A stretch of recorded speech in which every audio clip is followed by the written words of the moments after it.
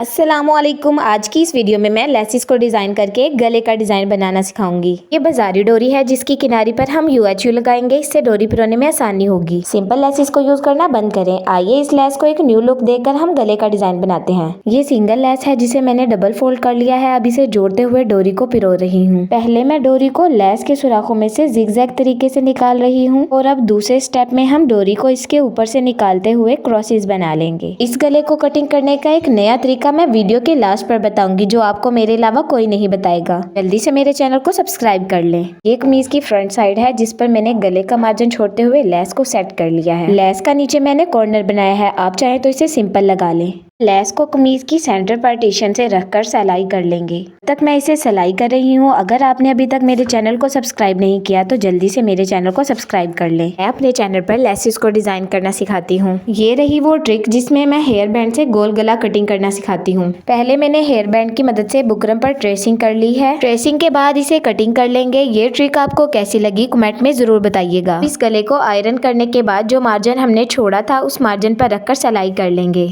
ये रही गले की फाइनल लुक। आपको कैसी लगी कमेंट में जरूर बताइए।